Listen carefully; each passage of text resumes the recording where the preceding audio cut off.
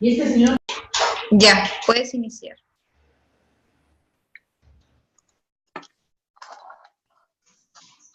Listo. Bueno, buenas noches a todos alumnos. Quiero darles una cordial bienvenida a esta segunda sesión. Bueno, la semana pasada hemos empezado a revisar las normas del sistema de presupuesto y ahora el día de hoy vamos a continuar con el desarrollo de las clases y vamos a terminar con la revisión del tema de presupuesto y también vamos a iniciar con el tema de la deuda pública, que es importante, ¿no? El financiamiento que realizan las entidades públicas. Mego, ¿qué tal? ¿Me escuchas, no? Miriam, buenas noches. Bienvenidos a esta segunda sesión. Estoy un poco afónico, mucha gaseosa, entenderán esto, pero si me están escuchando, si me dan una confirmación, por favor. Perfecto, listo, gracias por las respuestas rapidísimas. Ustedes son más rápidos. Perfecto, muy bien, vamos a reanudar. Entonces, la semana pasada empezamos a revisar el presupuesto. En ese capítulo explicamos cuán importante es el presupuesto y si no mal recuerdo, Mevo, el alumno Mevo, hizo una pregunta, ¿no? Sobre qué es más importante, el presupuesto o la capacidad de gestionar los recursos públicos. Y habíamos señalado de que, en verdad, el presupuesto ayuda, ¿no? Como instrumento de gestión, ayuda a lograr los objetivos que tiene cada entidad pública. Sin dinero no haríamos nada, pero también ocurre lo extremo, ¿no? Hay entidades que tienen muchos recursos y todos los años gastan el 80, 82% de todo su presupuesto y tienen que devolver al Tesoro Público por incapacidad de gasto.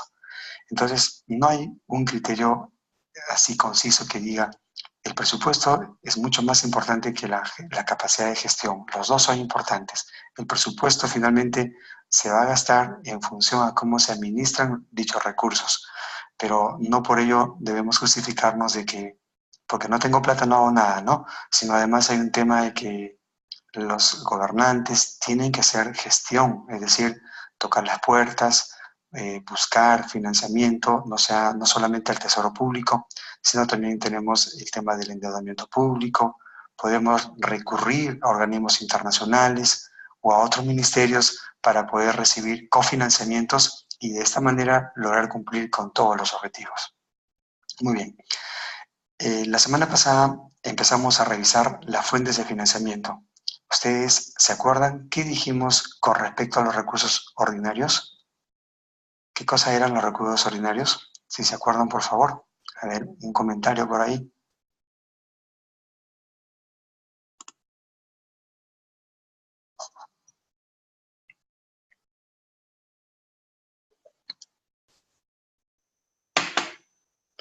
Los recursos ordinarios es la principal fuente de financiamiento. Muy bien, excelente. Muy bien, Lilian. Es la recaudación tributaria. Luis Alberto señala que son los impuestos. Excelente. Y dentro de los impuestos tenemos a los impuestos directos y a los impuestos indirectos. ¿Cuál es la diferencia entre los dos? Entre los impuestos directos y los indirectos. Por ejemplo, el IGB, ¿qué cosa es? ¿Impuesto directo o indirecto? En otros países le dicen el IVA, ¿no? Yo cuando estuve en Colombia, en Ecuador, le dicen el IVA. Pero en Perú le llamamos el IGB, el impuesto a las ventas. ¿Es un impuesto directo o indirecto? ¿Qué comentarios tienen al respecto? Muy bien, excelente, excelente, Mero. El IGB es un impuesto indirecto. ¿Por qué indirecto? Porque cualquier peruano, cualquier ciudadano paga impuestos por el consumo, ¿no? Consumo de bienes, de servicios, restaurantes, adquisición de bienes. Entonces, por consumir esos bienes pagamos un impuesto. En cambio, los impuestos directos recaen, como su mismo nombre lo dice, directamente en las ganancias. Por eso tenemos el comercio, la industria, ¿no? Las rentas de primera, segunda, tercera, cuarta, quinta, todo lo que sabemos en el sistema tributario peruano. Bien, entonces los recursos ordinarios representan el 63% del presupuesto de la República, que me parece formidable. Esta sería la presión tributaria en el país, 63% del presupuesto de la República. ¿Qué dijimos si no se gastan estos recursos al 31 de diciembre? ¿Qué va a pasar?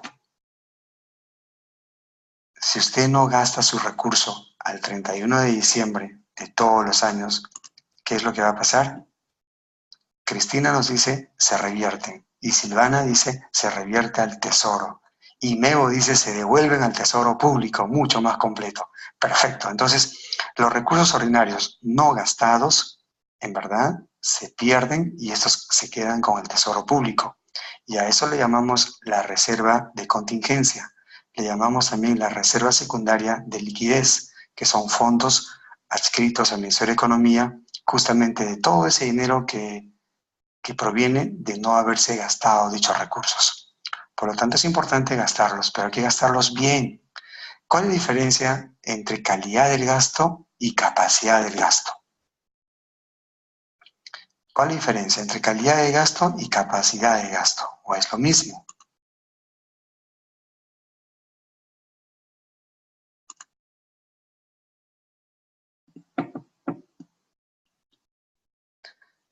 La calidad del gasto y la capacidad del gasto. Y yo pregunto, ¿en el sector público es fácil gastar los recursos? Claro, Cristina nos dice, debemos gastar de manera eficiente. Y estás comparándolo, esa eficiencia con la calidad del gasto. Excelente, yo creo que es el término correcto. Calidad significa optimizar. Muy bien. Se debe invertir. ¿Cómo así? En un banco, a través de instrumentos financieros, fondos mutuos, fondos a plazo fijo. ¿Te refieres a eso, Miriam? ¿Los recursos públicos deberíamos invertirlos en instrumentos financieros? ¿O te refieres a invertir abriendo una caja municipal, un banco, o haciendo un terminal terrestre y cobrar por eso? No, invertir en... Ah, perfecto, muy bien. Valga la aclaración de parte tuya, invertir en obras, muy bien. Entonces, claro, y justamente para eso le damos dinero, ¿no? El Tesoro Público le da recursos para que las entidades los gasten, pero los gasten con eficiencia, los gasten con calidad. Pero vamos a ver lo siguiente. ¿Qué es la calidad del gasto y qué es la capacidad de gasto? La capacidad de gasto es gastar tus recursos. No importa cómo gastaste, pero los gastas todos tus recursos. Y el Ministerio de Economía hace muy mal en el portal de transparencia económica detallar qué entidad gastó más, qué entidad gastó menos. Como si esto fuese un concurso, ¿no? Pero así sale todos los días en el portal de transparencia económica. Es decir, el MEF, ¿qué está premiando? La capacidad de gasto, es decir, cuánto estás gastando. Ahora, en el Perú, el gobernante que más ha gastado hoy en día tiene juicio. Es decir, no porque gastes todos tus recursos significa que eres eficiente. No, sino como ustedes lo dicen, claro, se tiene que invertir, tal como dice la Constitución Política del Perú, se debe invertir en las zonas y en las personas que tienen más necesidad. Ese es el tema. Pero a veces, ¿quién aprueba el presupuesto? El Congreso de la República. Se supone que el Congreso debería conocer bien, al menos conocer la realidad del país, a pesar de que hay representantes de cada zona, pero al final los representantes no conocieran, no pareciera que no conocieran la realidad de sus zonas, porque aprueban presupuestos sin saber qué proyectos de envergadura tendrá una zona pobre para salir de esa pobreza. Muy bien, Alberto. Alberto dice, se ha visto que hay municipalidades que hacen parques de dinosaurios, sí. Sin embargo, eso no es satisfacer la necesidad de los ciudadanos de una determinada comunidad. Claro que sí, comparto eso. Muy bien. Esa es capacidad de gasto. Gastar tus recursos, pero no sabes cómo. En cambio, cuando hablamos, esa es capacidad de gasto. ¿Eh? Si yo quiero, gasto todo en enero. Lo gasto mal. Y incluso cuando se rinde, se hace la liquidación financiera de obras. Bueno, espero que no sea el caso del norte, pero yo he escuchado a muchos contadores cuando liquidan su proyecto, es decir, no hay ninguna obra, la obra no existe, pero la han liquidado. Ese es el colmo, no se ha hecho nada, usted va in situ al lugar, no hay construcción, no hay nada, pero se liquida el proyecto, como si se hubiera ejecutado tanto financiera como físicamente. Entonces muy bien, Miriam, esa era la idea de Miriam, no gastar por gastar, sino invertir en obras públicas. Muy bien, ahorita vamos a llegar a ese temita, y cómo invertir de gran impacto para la ciudadanía. Claro, hablamos de los elefantes blancos. Muy bien, los elefantes blancos son pues obras innecesarias, obras inconclusas, obras abandonadas, ¿no? Hicieron un proyecto de 5 etapas, primera etapa, segunda etapa, tercera etapa, cuarta, quinta, sexta, y con ese pretexto de que el proyecto tenía varias etapas, la dejaron en la segunda etapa, en la tercera etapa. Y ahí están las obras abandonadas. Y como si eso no le costara al país. Bien, esa es la capacidad de gasto. Gastar por gastar, no importa cómo se gasta. Llamas técnicos, los técnicos gastan de 1000 maneras, pero gastan. Claro, excelente, el plan de desarrollo, ¿no? Muy bien. Sin embargo, la calidad del gasto es otra cosa. Capacidad con calidad de gasto. Qué bueno sería si conforme gastamos los recursos públicos, estos se gastaran pensando en el bienestar de la población.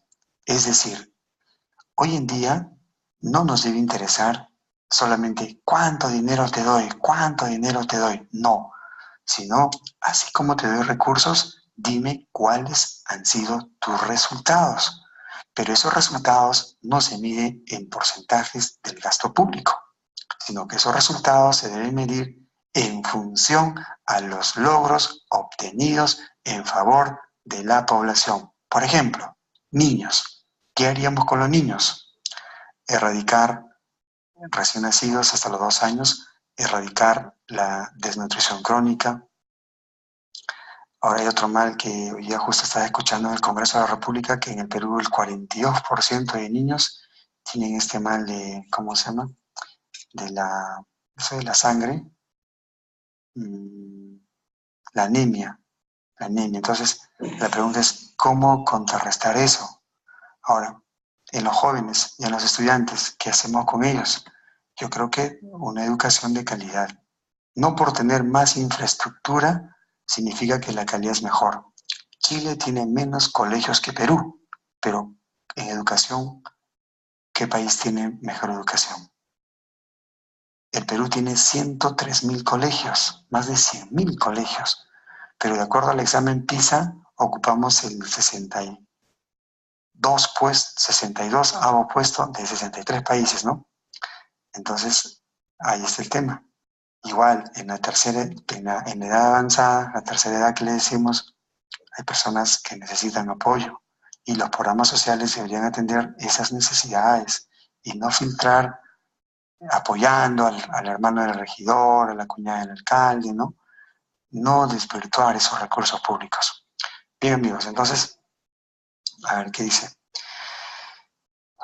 Luis Alberto dice, deberíamos perfilar bien nuestros PDL, exacto, eso es de valor público, a las obras, pensar de abajo hacia arriba y no de arriba hacia abajo, correcto, muy bien, se debe tener a la primera infancia, de acuerdo, que es la etapa más vulnerable del hombre, cuando los recién nacidos, y ya cuando van a dejar este mundo, ¿no? La vejez.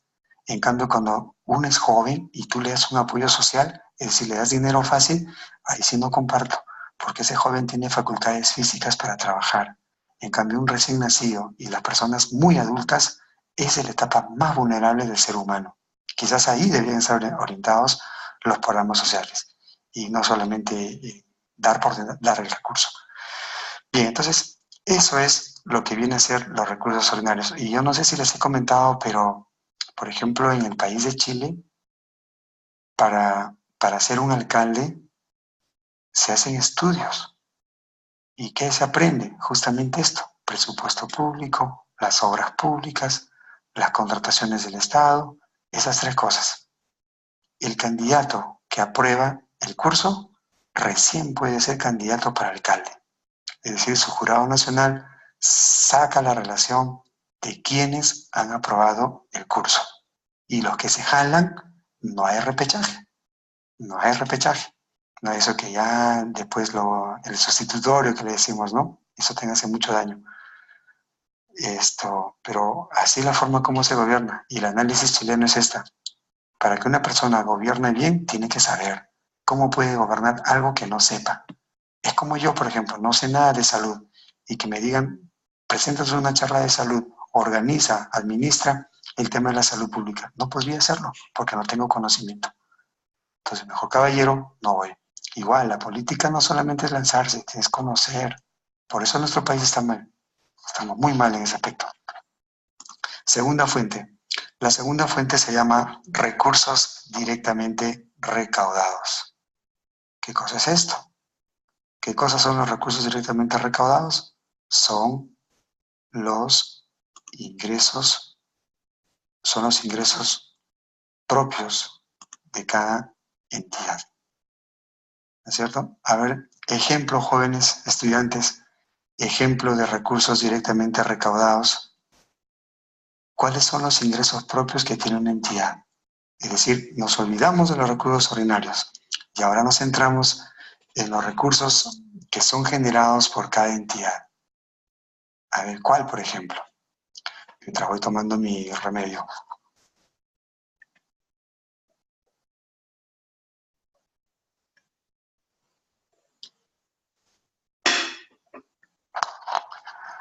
A ver, ejemplo de recursos propios.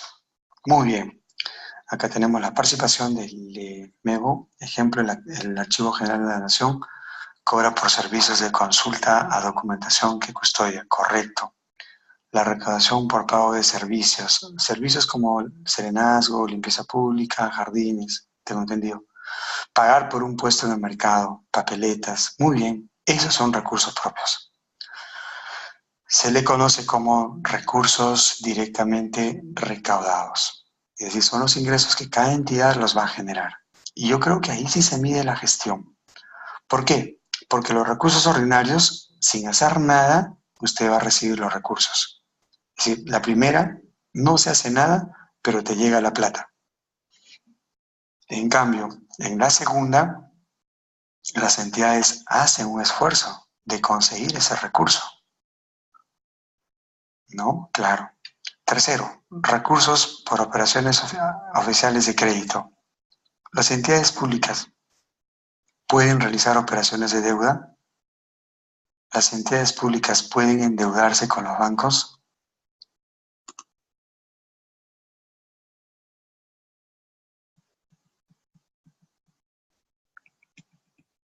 A ver, las entidades públicas pueden endeudarse con los bancos. Ya tengo un 50% no, un 50% sí. Cambió la historia. 75% sí, 25% no. 80% sí, 20% no. Muy bien. Entonces la respuesta es, las entidades públicas sí pueden endeudarse. ¿Hasta cuándo pueden endeudarse? Eso lo vamos a analizar más tarde en el tema de deuda, pero un adelanto.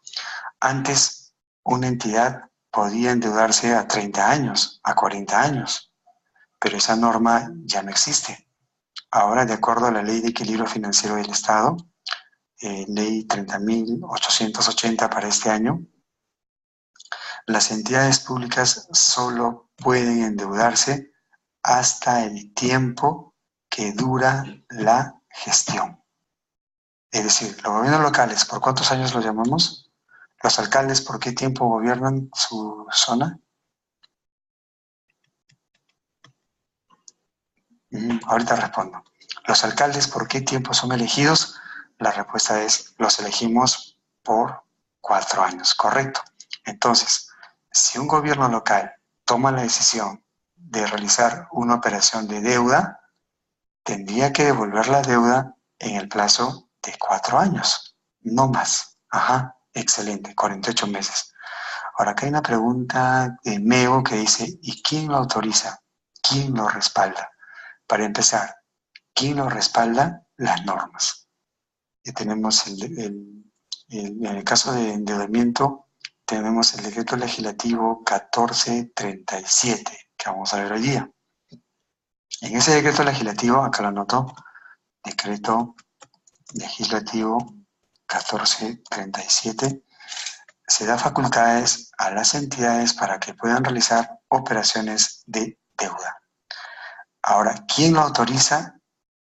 En un gobierno local, el consejo municipal. En un gobierno regional, el consejo regional.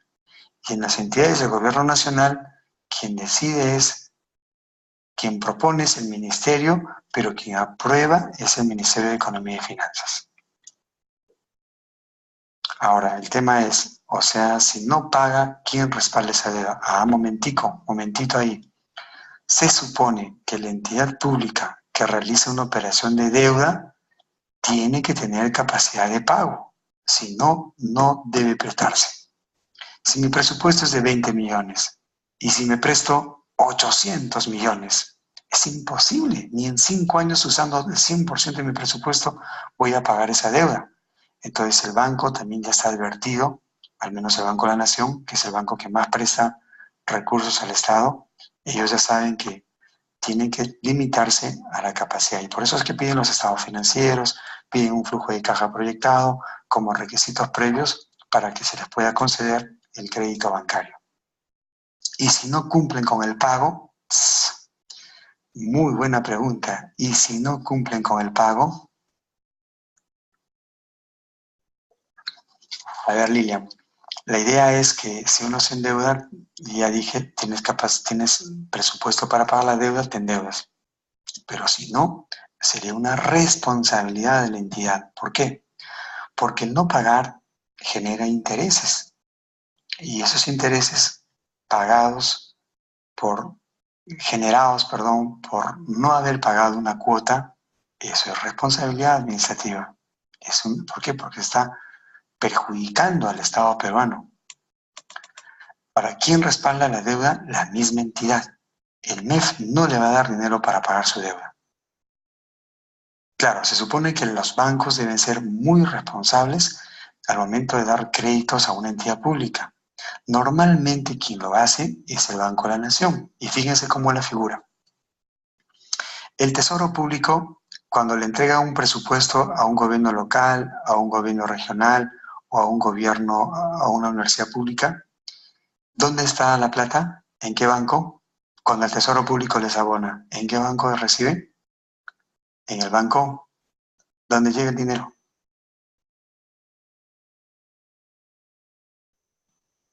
Banco de la Nación, correcto. Un ratito me hago. Ahorita respondo tu pregunta, tu interrogante. Banco de la Nación, perfecto. Ahora, la pregunta es, ¿dónde llega el Fondo de Compensación Municipal? ¿Dónde llega el canon? En el Banco de la Nación. Entonces, el Banco de la Nación, si te da un crédito, firma contigo un contrato de cómo va a debitar tu cuenta. Y el banco te dice, señor, si es un gobierno local, todos los meses le vamos a quitar del Fondo de Compensación Municipal. Así que todos los meses el Banco de la Nación, ni bien el Tesoro Público le asigna los recursos, el Banco de la Nación automáticamente ya se quedó con lo que le corresponde. Y si fuese un gobierno regional o una universidad pública, coge el canon. ¿Y dónde es el canon? En las cuentas del Banco de la Nación. Y usted firma un convenio con el Banco de la Nación para ese débito automático. Es decir, el Banco de la Nación no tiene morosos con el sector público, porque ellos administran tu dinero. Y si tienen dinero, automáticamente te lo van a quitar. Pero acá hay un interrogante que dice, Nebo dice esto, ¿qué pasaría si hoy día se presta, ¿dónde está? Gané las elecciones, me endeudo 800 millones y luego me voy con el dinero. ¿Qué pasa? ¿Quién paga? ¿La administración siguiente o el banco asume el riesgo? No, tendría que enjuiciarlo a ese mal alcalde, a ese mal gobernador y él tendría que pagar hasta el último sol. Pero no ocurre eso. ¿Saben por qué? Porque el banco no le da la plata directamente al alcalde o al gobernador, sino que el banco le dice, señor, ¿dónde deposito el préstamo? ¿Dónde deposito el dinero? Entonces el tesorero le dirá, tenemos una cuenta en el banco de crédito, tenemos una cuenta en el GNB, tenemos una cuenta en el Banco Santander, una caja municipal Sullana, caja municipal Huancayo, caja municipal Pisco, Ica, etcétera, ¿no es cierto? Entonces, ¿qué es el banco? Lo deposita. Ahora, ¿cómo se saca el dinero de una cuenta? Se supone que al momento de hacer el contrato de la cuenta bancaria existe la firma mancomunada. Quienes firman, el administrador y el tesorero. Para nada firma el alcalde. O sea, el alcalde gestionó el préstamo, y hasta ahí termina su trabajo. El Consejo Municipal aprueba el préstamo y luego la parte administrativa es quien va a hacer todo el asunto, toda la parte administrativa, hasta que el dinero se obtenga. Y si es con fondo común y es canon, no va a poder llevarse dinero, porque tiene que estar procesado en el CIAF. Salvo pues que todos se pongan de acuerdo, ¿no? Tesorero, contador, administrador, alcalde. Oye, nos prestamos y nos vamos todos. Ya eso sería ya dolo, ¿no? Hay intencionalidad de hacer daño al Estado. Y eso también es penado, es obviamente cárcel. Claro, y fugan, ¿no? Se van a Bolivia, escapan por la frontera de Puno. Pero igual, los traen, ¿no? Demora eso, pero igual tienen que traerlos para que resarzan los daños al Estado. Listo, jóvenes.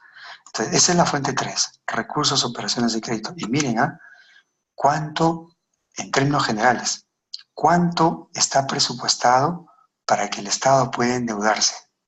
Ustedes ven acá, vamos a usar acá un puntero láser, que ¿dónde está el puntero láser? Anotar, listo, ahora vamos a anotar, ¿cómo está acá? Miren acá, 15%. El 15% del presupuesto de la República del Perú está presupuestado para que se realice operaciones de deuda. 15%. Eso implica todos los gobiernos, nacionales, regionales y locales. ¿Qué les parece ese porcentaje? El 15%. Usted como persona, como familia, ¿hasta cuánto puede endeudarse? ¿Qué dicen los economistas al respecto? ¿Cuál es el consejo?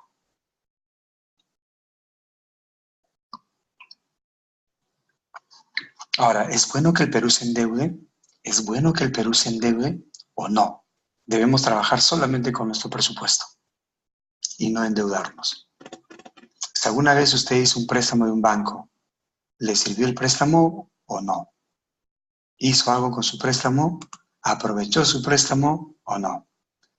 Muy bien. Ahora vamos a adelantar un poco porque eso tenemos que verlo en deuda pública.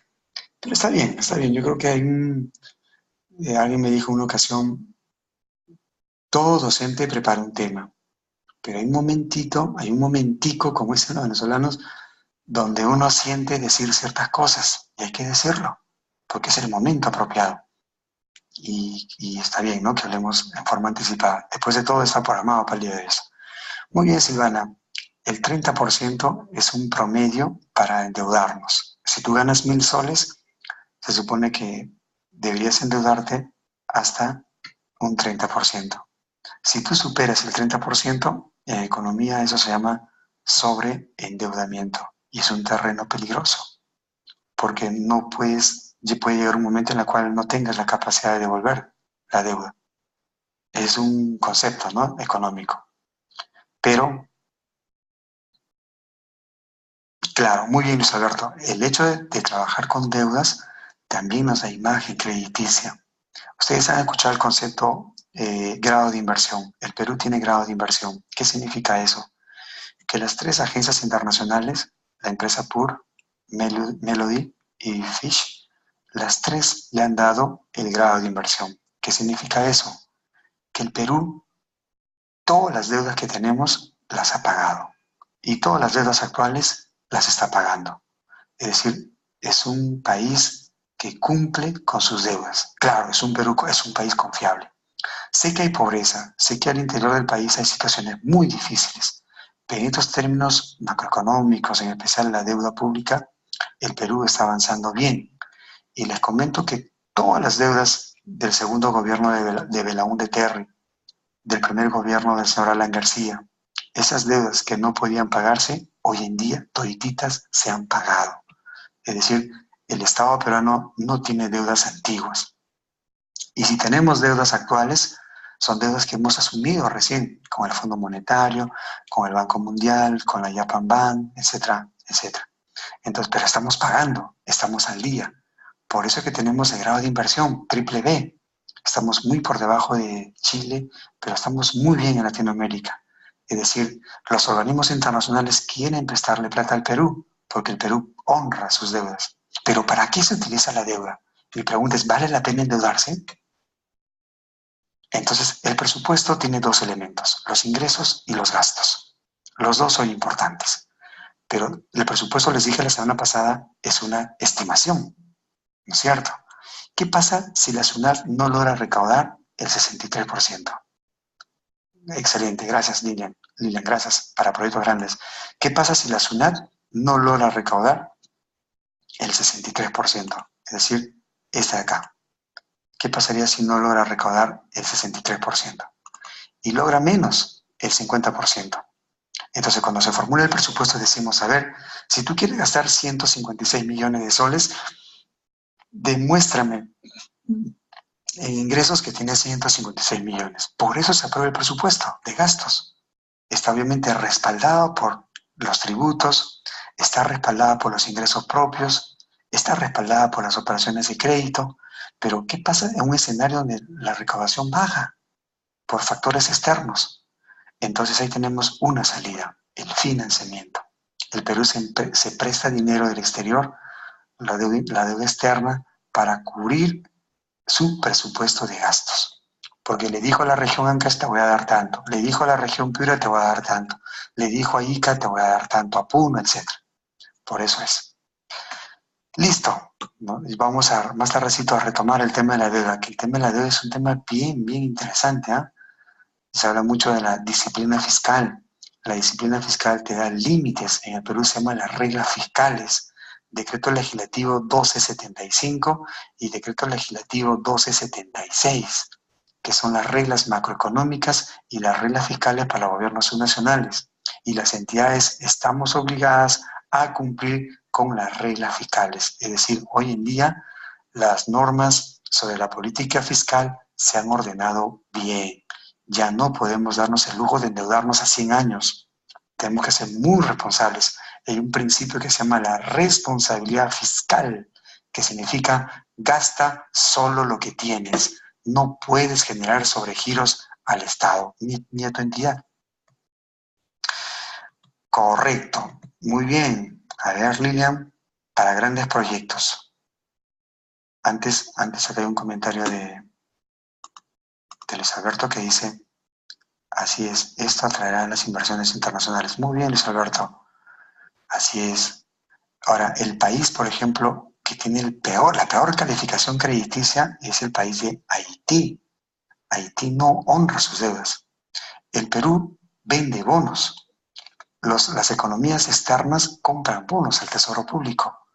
Y justamente lo que dice Luis Alberto, porque el Perú luego paga ese cupón, devuelve la inversión más los intereses que generan los bonos soberanos. De igual manera, el Perú también compra bonos de otros países a 20 años, a 30 años, etc. Lilian dice, para grandes proyectos. Silvana dice, hay que cubrir la brecha con deuda. Puede ser, muy bien. Luis Alberto, ingresa a la cuenta como diferencia y positivo del endeudamiento. Ojo, ahora tienes que medir tu crecimiento de PBI. Claro, inclusive la deuda no debe ser mayor al 30% del PBI, ¿no? Exacto, muy bien. Pues, Lilian dice, ¿puede indicar la norma nuevamente? Por supuesto, Lilian, ¿cómo no? Por supuesto que sí, voy a anotarlo acá. Decreto Legislativo 1275 para gobiernos subnacionales y el Decreto Legislativo 1276 para gobiernos nacionales. Ahí ustedes van a encontrar cuáles son las dos reglas fiscales, ¿no? Respecto a la deuda y respecto al ahorro. Entonces, ahí lo revisan en mañana, a modo de desestresarse, ¿no? Una lectura rápida. Bien, chicos, vamos a avanzar. Luego tenemos donaciones y transferencias, ¿no? Se supone que estas son transferencias que van a llegarnos de otros países, otros organismos internacionales, y cuando hablamos de las donaciones nos referimos a, como su mismo nombre lo dice, donaciones que provienen del sector privado. Las donaciones provienen del sector privado y las transferencias del sector público. Son recursos no reembolsables. Si tú recibes una donación o recibes una transferencia, son tuyos, son tus recursos. Tú decides en qué lo gastas. Tú gastas en lo que dice el convenio de la donación o en la resolución de la transferencia. Listo. Finalmente, tenemos la fuente número 5, recursos determinados. Los recursos determinados con el 12%, aquí están los impuestos municipales, está el canon, el fondo de compensación municipal, es decir, es mucho dinero, ¿ya? Pero aún así, el 13% aproximadamente. Bueno, al menos, ¿no? Para inversiones públicas. Ah, y me olvidé decirles que la deuda debe destinarse para el pago de la deuda. ¿Listo? Ya está. Entonces ahora sí, vamos a avanzar. A ver si me quedé con esto, con la tinta. Ya, anotar. Listo. Y ahora, ¿quiénes están obligados a cumplir con... de nada, Lina. ¿Quiénes están obligados, qué entidades están obligadas a cumplir con esa norma que estamos hablando, ¿no? La ley 30.879, ley de presupuesto para el ejercicio 2019. Todos los poderes del Estado, todos los gobiernos, estamos obligados a cumplir con esa norma. Ahora, ¿quiénes ejecutan el gasto público? La ejecución del gasto público. También la semana pasada lo dije. ¿Cuál es el requisito para gastar? ¿Cuál es el requisito para gastar?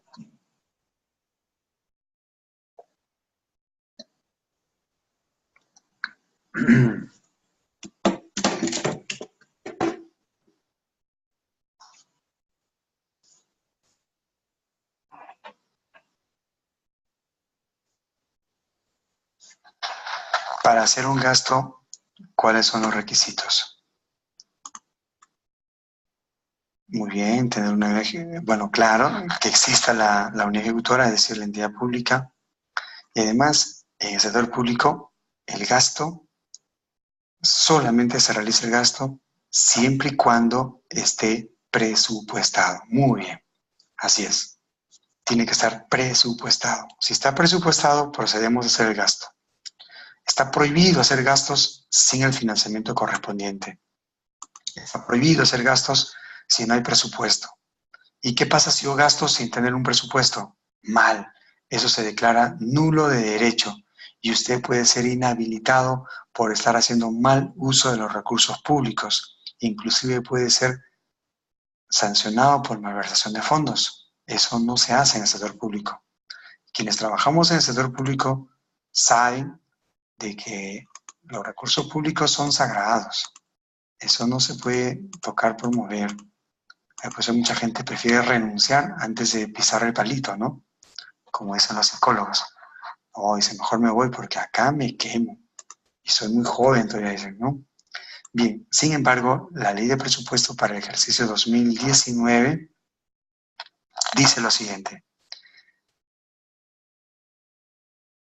Las entidades ejecutan sus gastos siempre y cuando exista un crédito presupuestario, o sea, presupuesto, bajo exclusiva responsabilidad de quienes. Número 1, titular de la entidad. ¿Quién es el titular de la entidad? Ejemplo, titular de la entidad, máximo representante legal de una entidad. Es el máximo representante de la administración de una entidad. ¿Quiénes serían? Ejemplo, los ministros, los gobernadores, los alcaldes. Ellos son, según la norma, los directores, según las entidades públicas descentralizadas, según las normas, el titular de la entidad es el responsable número 1. Número 2, el jefe de presupuesto. Inclusive el jefe de presupuesto hace seguimiento al gasto público. No es que certifica y se va, tiene que hacer seguimiento. Y si revisamos la Directiva 01-2019 de ejecución presupuestal, artículo, 12, 13, 14, 15, el compromiso, señala que el presupuesto es responsable de todos los compromisos que hace la entidad. Alguien dirá, oye, ¿yo qué tengo que ver en eso? Exacto, pero hay una norma que te dice, haz seguimiento. La palabra que usa la directiva 01 es monitorear el gasto público. Tercero, lo tiene el jefe de administración. Es decir, estos tres funcionarios están llamados a controlar los recursos públicos. Ahí está. ¿Quién controla los recursos públicos? Los tres funcionarios que ya hemos señalado. Titular de entidad, jefe de presupuesto y tenemos al jefe de administración. Son los responsables de aplicar todo lo que dice la ley de presupuesto. Además, la Contraloría General de la República, ¿qué tal? ¿Qué opinan del trabajo de la Contraloría? No sé si alguien de ustedes trabaja ahí, pero ¿qué dicen? ¿Hay o no hay corrupción en la Contraloría? ¿Hay o no hay corrupción en la Contraloría? ¿O todo es transparente ahí, en ese organismo del Estado?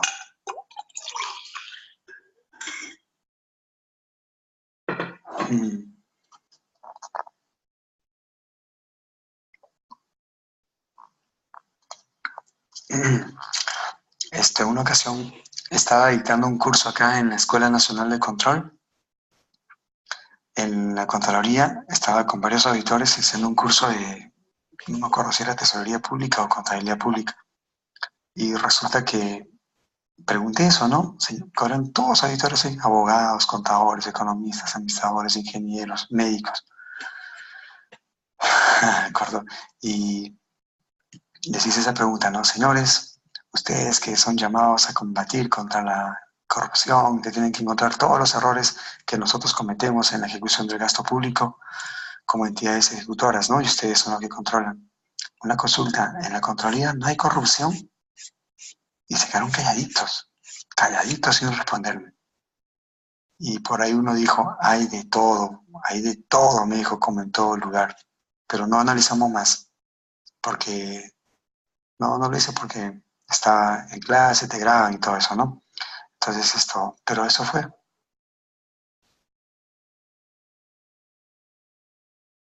Sí, yo pienso que la Contraloría debe ser más fuerte, porque los recursos públicos, miren, les cuento una. Hace 3 años viajé en comisión de servicios a la ciudad de Huancayo y un municipio había contratado a un administrador que siempre trabajó en la parte privada. Venía del Banco Interbank, me parece, un gestor, ¿no? Bueno, en la parte privada, un experto, pues. Pero yo pienso lo siguiente, no porque seas un profesional exitoso en el sector privado, deberías pensar que también lo vas a hacer en el sector público, y a la inversa.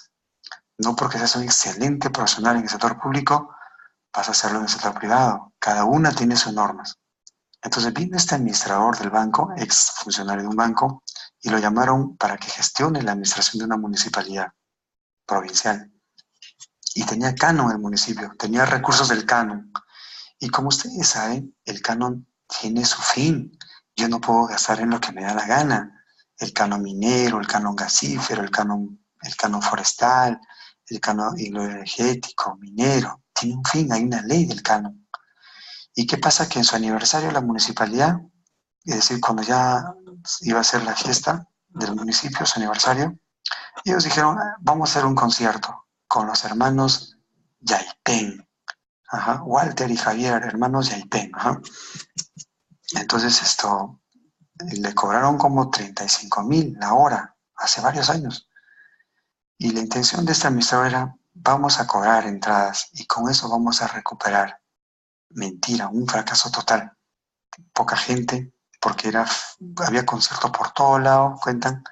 Venía Grupo 5, Nietzsche, los Jarcas de Bolivia, un grupo rockero argentino y tanto conciertos por todos lados. Entonces hubo poca gente, no porque lo haya toque mal, sino porque hubo poca gente, había mucha competencia. ¿Cuánto recaudaron? Ni 3.000 soles. ¿Cuánto pagaron? 35.000. ¿Y cómo pagaron a los Yaipén? Con el canon minero. Con el canon minero. Eso es cárcel, esa es malversación de fondos. Eso no se puede hacer, pero así lo hicieron. Entonces, yo cuando leo esa norma y digo, ¿y quién autorizó ese gasto? ¿Quién autorizó ese gasto? ¿Y quiénes son los responsables de ese gasto? Hay un jefe de presupuesto, un técnico. el administrador, que es un nombre porque no sacamos el sombrero, ¿no? Es un cargo muy complicado en el sector público. El titular de la entidad, el alcalde, el gobernador. Entonces la Contraloría tiene que hacer su trabajo. En fin, son cositas en el tema presupuestal. En el caso, vamos a ver el artículo 6, gastos en ingresos del personal. A ver, ¿se aplica la meritocracia en el sector público? ¿Hay meritocracia en el sector público? ¿El ingreso a la administración pública es por meritocracia? ¿Trabajan los mejores profesionales que han postulado al sector público?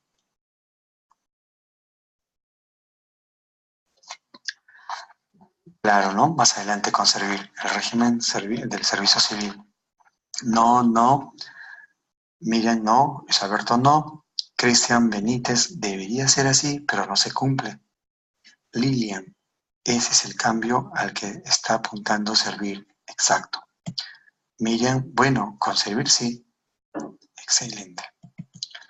Pero servir solo la ONP, ¿no? En la ONP ya está todo su personal, justo el que ganó la plaza de recursos humanos, que va a ganar y servir te paga bien, ¿no? O sea, en ese régimen va a estar muy bien la cosa.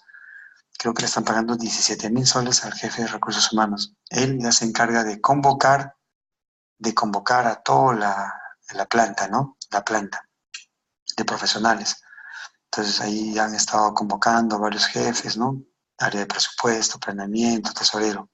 Igual con los suelos muy buenos, así va a ser servir, así va a ser. Ahorita quien está trabajando duro en esto es el mismo servir con su personal. También quieren implementar, claro, podrían darnos el ejemplo, ¿no? Como organización. Pero servir pertenece a la PCM, ya pidieron una opinión por el tema de presupuesto al MEF.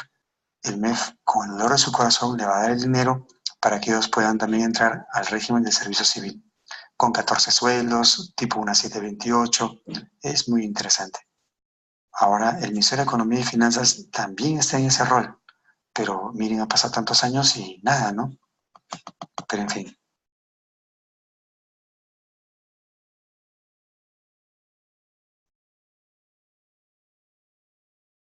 Ah, mira, interesante, perfecto. En Piura, ¿no? La ONP, claro, como te digo, la ONP ya está en servir. Mira, ponte 10,000 fuera de Lima, me parece bien, ¿no? Así es. Y la pregunta es, ¿y la ONP qué hace? Ah? ¿Cuál es su fin de la ONP? Regula, ¿no? El pago a los pensionistas, pero los pensionistas están mal pagados. Pero en fin, así son las normas en el país. Entonces, esto va a ser gradual, poco a poco cada entidad. Y miren, ¿quién es el responsable que se aplique la ley civil en una entidad? La misma entidad tiene que hacer todo el trabajo para que puedan eh, marchar e incursionar en el servicio civil del país. Listo. Bueno, pero ¿qué dice la norma? Queda prohibido el reajuste o incremento de remuneraciones, bonificaciones, beneficios, dietas, asignaciones, retribuciones, estímulos, incentivos, compensaciones económicas y conceptos de cualquier naturaleza. Asimismo, queda prohibida la aprobación de nuevas bonificaciones, beneficios y todo lo que hemos leído. O sea, que en el sector público está prohibido el incremento de remuneraciones. Sí, Luis Alberto, es cierto, se están demorando mucho, ¿no? Depende de cada entidad por eso, depende de cada entidad. El, el tránsito, ¿no? Al servicio civil toma su tiempo.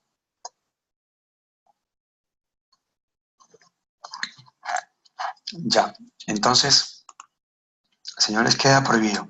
Y quiero explicarles algo al respecto. Miren, les explico una realidad. A ver, un ratitito. Hay un régimen, en el sector público tenemos 11 regímenes laborales. 11 regímenes laborales. La 276, que es la famosa, la carrera de bases de la administración pública.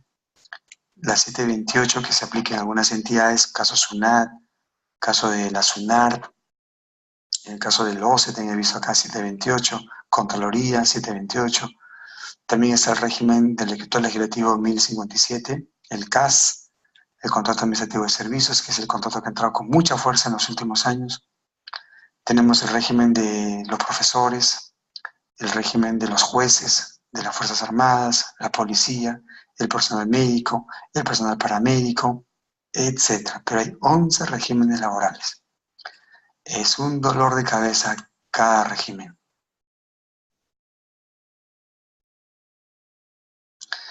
Ya, sí, exactamente. El CAS tiene sus normas, los contratos son máximo al 31 de diciembre de cada año. Si no te renuevan, chao. Somos aproximadamente 400.000 personas contratadas en este régimen en todo el país. Es muchísimo, ¿no? Yo mismo actualmente vengo trabajando en el CAS, en el Consejo Fiscal.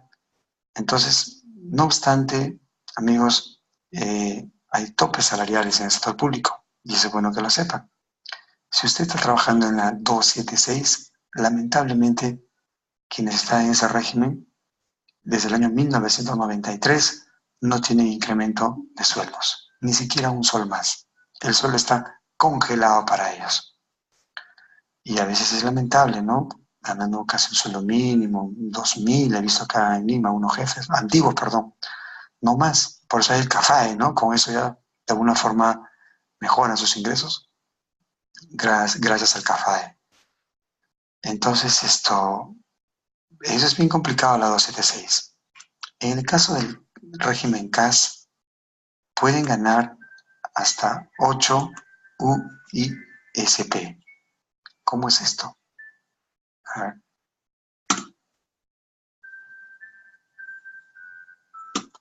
¿Dónde está? Vamos al chat. En el sector público, nadie puede ganar más de 8 unidades de ingreso del sector público.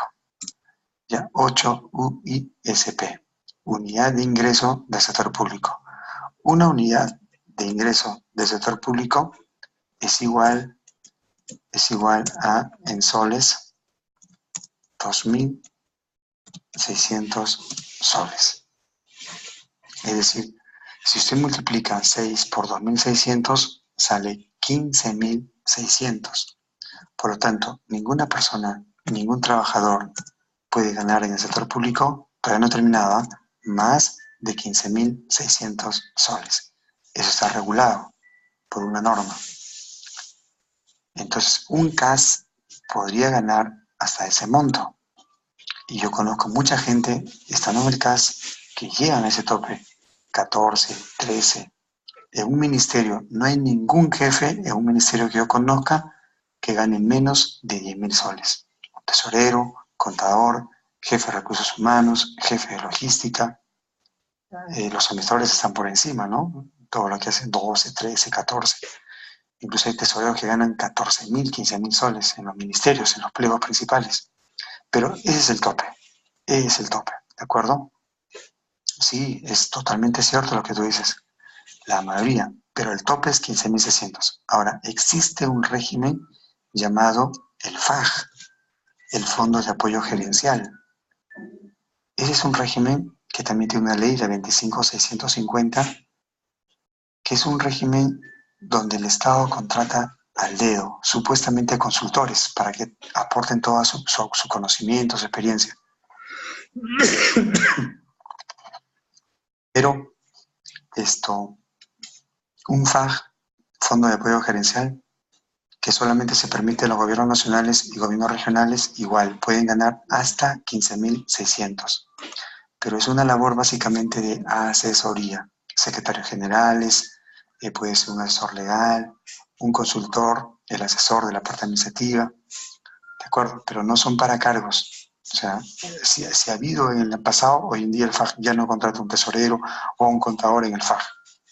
El FAG es un fondo que está, no, si bien es cierto, está en el presupuesto del MEF, pero puede haber FAG en el Ministerio de Cultura, en el Ministerio de Relaciones Exteriores, en el Ministerio de Energía y Minas, en el Ministerio de Vivienda, Transportes, ¿no? Ellos piden nada más que un FAG y hay como 500 FAG más o menos en todo el Perú. 500 a 600 FAG. Personas contratadas en este régimen. Es muchísima plata que se gasta en ellos. Y yo conozco algunos FAG, algunos son muy respetados y otros también que, como dicen muchos, no pasa nada. no saben de gestión pública, pero ahí fueron llamados a solo pedido de un ministro o un viceministro, quiero tal persona, y se le llama. Y luego, señores, hay otro régimen, aparte del FAG, llamado el PAC, ¿no? El grupo de personal altamente calificado, el PAC. Esto sí, requisito mínimo, tener título, bajó a bachiller porque así habían aprobado el Congreso y luego regresó nuevamente a tener por lo menos el título profesional. Ellos sí ganan desde 16.000 hasta 25.000 soles mensuales. Ya, bueno, son personas que hacen labores de políticas públicas, ¿no? Los que trabajan básicamente al lado de los ministros, viceministros. Ese es el PAC. Es decir, es un régimen totalmente bueno, ¿no? Pero la pregunta es, ¿el CAS, el FAG, el PAC pagan verdades? Es al dedo. En el CAS hay concursos, pero son concursos que ya se sabe quién es el ganador. Yo les comento por qué. Porque en los ministerios que he trabajado, muchas veces convocan a concursos y la gente que trabaja, que entró por terceros, es para ellos su plaza. Y postula gente de provincias, viajan, he pasado un concurso, vinieron de Puno, gastando el vuelo aéreo, el hotel, y todavía en la entrevista 1 hora y media, creando una ilusión que podría ganar, y al final, cuando esa plaza ya está dirigida. ¿Y quién es el jefe de recursos humanos? Un trabajador del FAG, con la presencia de control interno, auditoría, y los mismos ganaron todo. Un ratito.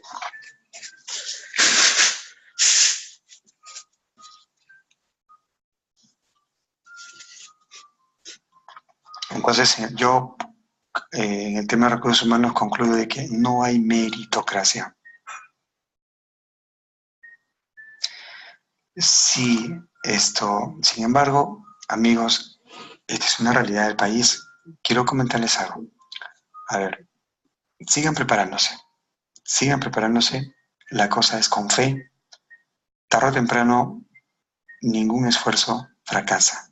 Ningún esfuerzo fracasa. Yo soy consciente. Miren, yo trabajé mucho tiempo fuera de Lima. Llegué acá por un concurso del Ministerio del Interior. No conocía absolutamente a nadie. Había una plaza para contador general. Gané la plaza, así, limpiamente, sin conocer a nadie. Y a pesar que había una persona que estaba trabajando ahí, que al final había encontrado denuncias contra esa persona.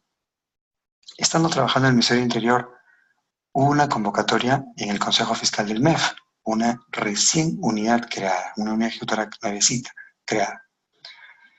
Y el secretario general, que tampoco ni siquiera lo conocía, me presenté y bueno, ¿no? Gracias a Dios se dio la oportunidad y ingresé al concurso, a pesar de que uno de sus amigos lo conocía a él. Entonces, igual vino un joven de tesorería que es trujillano, es un ex Conectamef que trabajó en tesorería, vino ahora con nosotros. Y miren, el concurso ha sido prácticamente limpio. Cuando son unidades ejecutoras nuevas o cuando en un concurso consideran examen, como que la cosa va en serio. Pero cuando solo es evaluación curricular y entrevista, esa como que están, ¿no? Y a veces todo el mundo googlea y una serie de cosas. Pero esa es la verdad. Pero yo les digo, no pierdan las esperanzas. Una y otra vez. Ahorita el contador de ese plan, por ejemplo, tengo un amigo de provincias, acaba de ganar un concurso tras haber intentado 20 veces, creo. Y en la 20 le salió limpiamente. Así que no pierdan la fe. Para los que quieren ser alcaldes, Decreto Supremo 025/2007 de la Presidencia del Consejo de Ministros. Ojo, ¿eh? No es que yo voy a la alcaldía y voy a ganar lo que quiero. No. Existe una norma y hay un rango de sueldos, desde el 1 hasta el 20. Y todo se computa en base a la UISP. ¿Qué es la UISP? ¿Qué significa la UISP? A ver si me están entendiendo, por favor.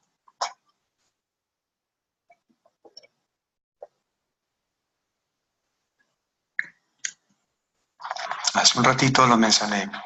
¿Qué significa la UISP?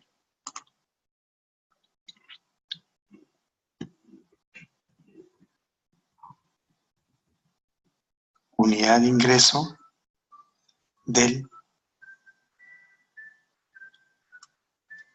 ingreso del sector público, ¿no es cierto?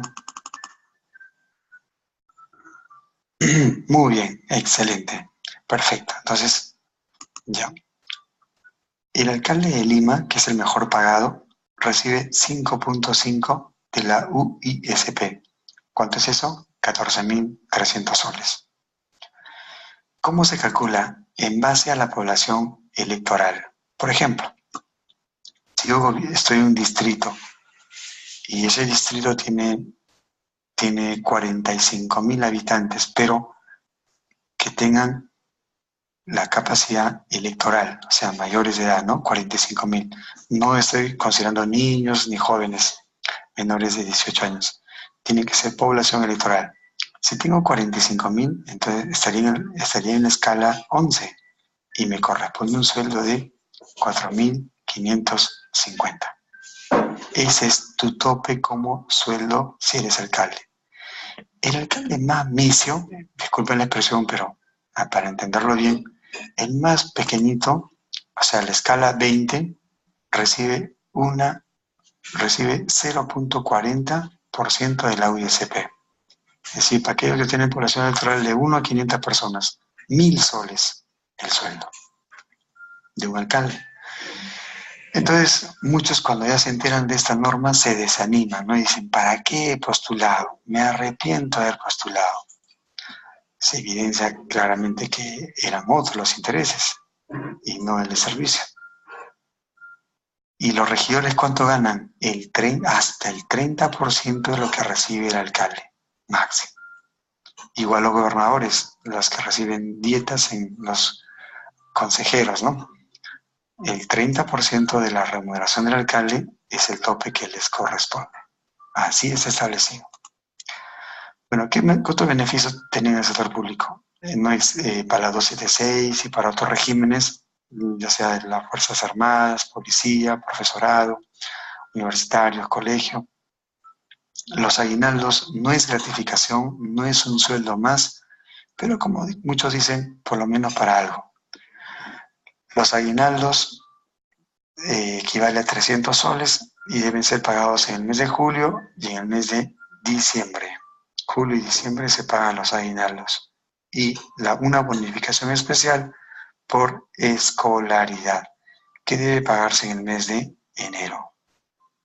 Por ejemplo, a un CAS no se le paga esta bonificación, solamente tiene derecho a los aguinaldos.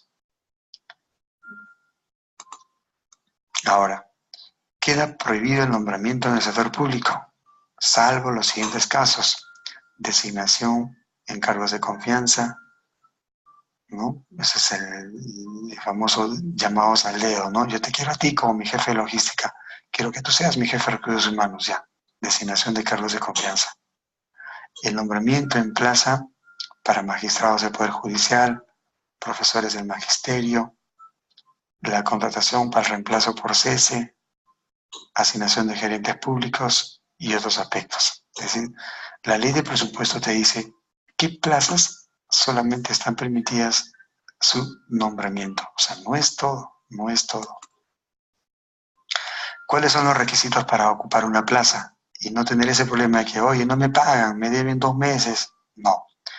Para contratar personas en el sector público, número 1, deben estar aprobadas en el CAP, ¿no? Que es el cuadro analítico de personal, o en el cuadro de puestos de cada trabajador. 2, tienen que estar registrados en un aplicativo llamado el AIR, ¿ya? AIRS del sector público. Es un aplicativo donde se registra a todas las personas que trabajan en el sector público. Y la plaza debe estar registrada aquí, previo a la contratación. Y tercero, la certificación presupuestal.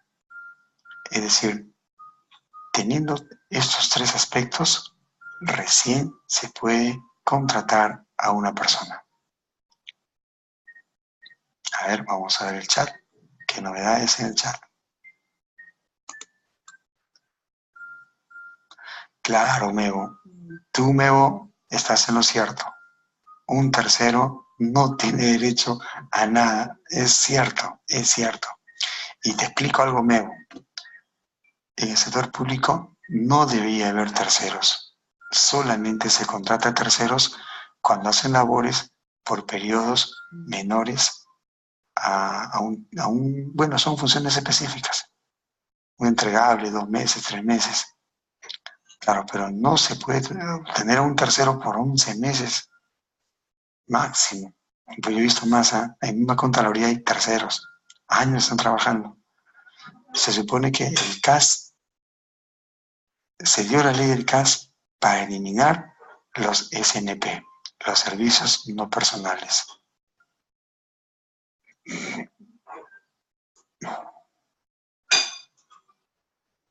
Ahora, un tercero tranquilamente hace una denuncia. Espero que no le hayan dado los materiales de trabajo.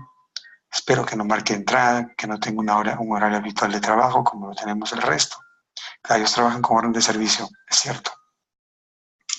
Pero si esa persona prueba que ha tenido hora de entrada, hora de salida y todo, denuncia y el juez lo va a reponer como trabajador. No, no debería tener hora de entrada ni de salida. Claro, un tercero cumple una función específica y chao. No debería estar día y noche trabajando como nosotros, porque no tiene un contrato contractual. Y esa persona lo que importa es que entregue el producto o el entregable, ¿no? Para que se le pueda pagar. Y a ellos sí se les paga después que han hecho la contraprestación. Después que cumplen su servicio, recién se les paga a los terceros. Y están dentro del MOF, ya, pero como terceros. Ese es curioso, ¿eh? Ese es muy curioso. Es más, el MOF, según Servir, ya no existe. Lo que sí existe hoy en día es el ROF. El MOF, ya no aplicamos el MOF. La misma vez sí yo he visto, los presionan a los terceros. En Navidad los hacen trabajar hasta las Año Nuevo, los hacen trabajar hasta las 12 de la noche. Claro, los van a reponer, va a denunciar y lo van a reponer. Y lo reponen justo en el cargo del presupuesto, asistentes, ¿no? De todos ellos, claro. Pero los terceros no debía haber, salvo para funciones específicas. Ejemplo, el contador necesita apoyo para el cierre contable de enero-febrero. Ya, contrato a dos tigres, ¿no? Para que nos apoyen en el análisis contable. Logística, no tiene mucho presupuesto para contratar esto. No, su personal está tan ocupado, pero por ahí tiene un presupuesto para los inventarios. ¿Qué tiempo? 1 mes y medio, 2 meses. Listo, por orden de servicio. Y ellos verán si lo hacen en 1 semana o en 15 días su trabajo. Pero llegan tarde, no hay problema. No deberían marcar. Yo he visto que les dan funciones, le dan lapiceros, le dan memos y todo. Eso no. Bueno, horas extras. ¿Qué dice las normas con respecto a las horas extras? Está prohibido. En el sector público no se pagan horas extras. ¿Y por qué nos quedamos hasta tan tarde? Por amor a la camiseta peruana. Pero si se quedan hasta tarde, bueno, igual hay que trabajar, ¿no? Yo he visto muchas personas que se quedan hasta tarde, pero para chatear. Y ahí están chateando cuando los veo. Sí, es otra presión que dice Meo, ¿no? También es otra forma, a veces los amenazan y le dicen, mira, si no quieres trabajar, afuera hay 50. Sí, pues acá igual, en los ministerios se van 10 de la noche, 11 de la noche, todos los días. Trabajar en el sector público es no tener vida, es trabajar duro, duro. Suerte, las entidades públicas que se van temprano, pero no suele pasar eso. El que menos empieza su trabajo a las 5 de la tarde, ¿no? 6, 7, 8, 9. Ya no es vida, porque ¿a qué hora estudias? ¿A qué hora te capacitas? Y la vida familiar, bueno, es un tema. Y el caos vehicular, hora para llegar a tu trabajo, 2 horas viajando en un bus. Tengo una amiga, una compañera de trabajo que tiene que irse hasta el Cono Norte, 3 horas. 3 horas. Sale 6 de la mañana, llega a las 9 al trabajo, en la noche ya se va un poquito más tarde porque si va temprano, no llega, ¿no? Por el caos. Ah, no, ¿se puede disfrazar las horas extras por concepto de movilidad? No, no debe haber ningún tipo de disfraz. La movilidad local es la movilidad local, que está respaldada por un hecho que tienes que hacer, está registrado a qué hora sales, a qué hora entras, pero no debería justificar, simplemente no. Pero lo que sí se ha dado este año es un cupón. Nunca ha habido cupones. Ahora sí en esta ley se ha dado un cupón para todos aquellos que trabajan hasta más de las 9 de la noche. Le corresponde un cupón de 25 soles. ¿Se acuerdan que antes le daban un pollito a la brasa? Ahora no. De repente algunos son vegetarianos. Entonces les dan un cupón de, de 25 soles por haberse quedado hasta más de las 9 de la noche. Pero solamente es para el personal administrativo. Eso lo vamos a ver en un momentico.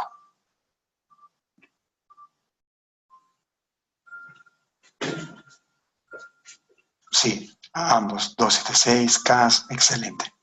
Sí, ya vamos a ver en modificaciones presupuestales.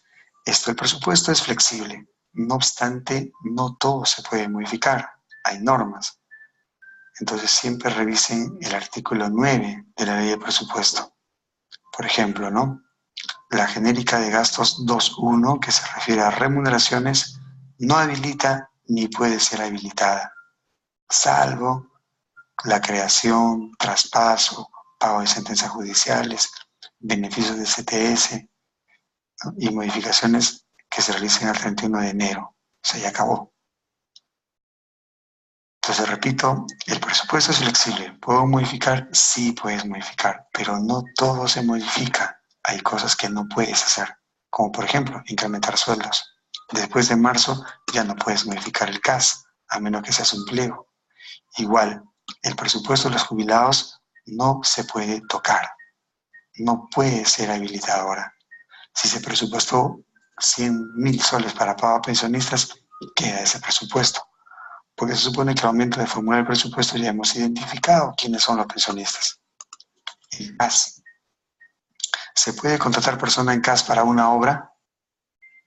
¿Puedo contratar 10 personas para que trabajen en la construcción, en la reconstrucción del norte en Piura?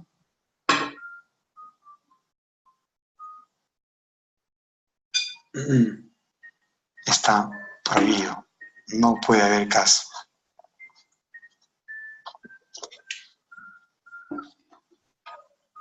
Para el CAS,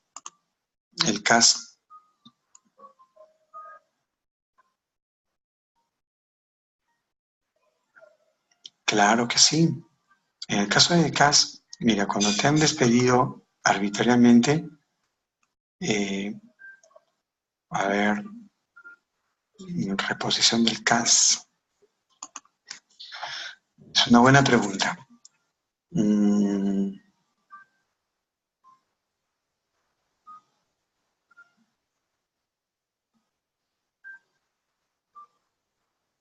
A ver, vamos a ver un ratito. Primero respondo a Mego, ¿ya? Que dice, ¿puedo pedir a mi jefe aumento siendo tercero? En verdad, mira, más que aumento, yo iría a hacer un contrato por un monto mayor. Porque si te contratan para, digamos, inventarios y te contrataron por 3.000 soles, pero tú dices, quiero un aumento. No, tendrías que acabar ese contrato o anular el contrato, sacar un nuevo contrato, un término referencial, digamos, por 3.800. De esa manera se maneja. No es que te va a aumentar.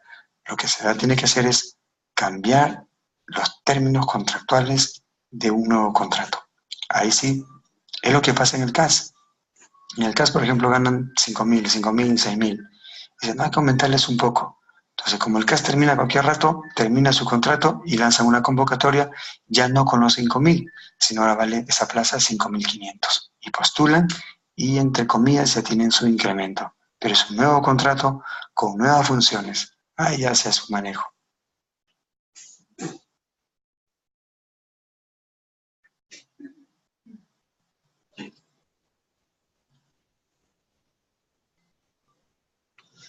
A ver, Luis Alberto, mira, Luis Alberto dice, yo tengo una jefatura con resolución gerencial, pero mi casa es con otro nombre.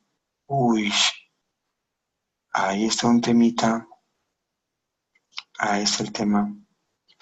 Eso está medio complicado, mi estimado amigo, mi estimado Luis Alberto. No tienes una jefatura con una resolución gerencial, pero claro, estás con un caso de confianza. Pero tú es con otro nombre, ¿y por qué? Y posteriormente la entidad saca otra resolución mencionando tu nombre. Espero que se apruebe el reordenamiento de nuevos de los puestos como jefe.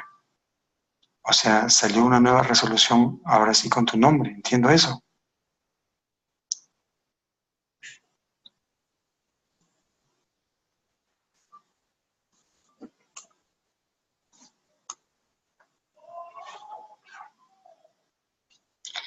Claro, yo al final te lo paso a mi número y esto me llamas, pero mañana me llamarías, ¿ya?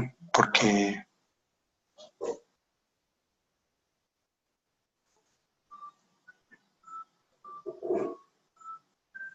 ya, yo les dejo mi número, pero porque yo termino el curso y tengo que viajar. Entonces tengo que alistarme y salir de viaje, ¿no? Estoy viajando para el Cusco a un evento también. Pero yo les dejo, les comparto su horario. Si no, mañana, llamas el lunes, porque tengo que estar todo el día enseñando.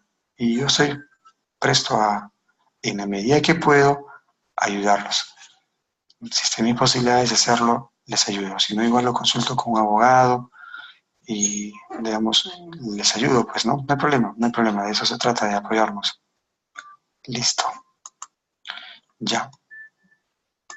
Ahora, de igual manera, por ejemplo, a todos los trabajadores se nos descuenta del sueldo, ¿no? Las aportaciones de AFPs, de salud, esos descuentos tienen que ser abonados a las cuentas correspondientes.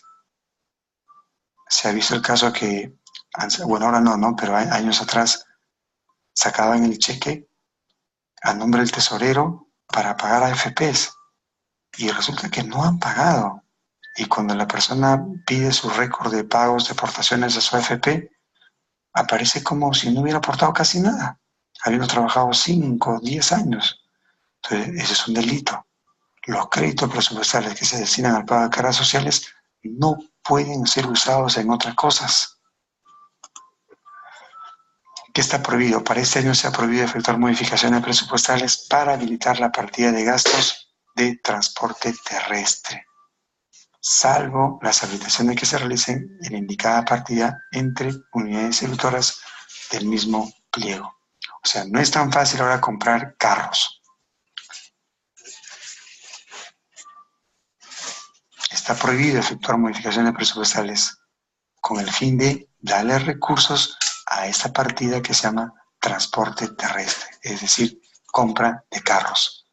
Pero más por ahí un artículo que dice, sí se permite siempre y cuando los carros, por ejemplo, van para ambulancias, para serenazgo, patrullaje, ¿no? Hay excepciones. Pero si usted va a comprar un carro para alcalde, perdón, tendría que pensarlo muy bien. La reposición de vehículos se da después de 10 años.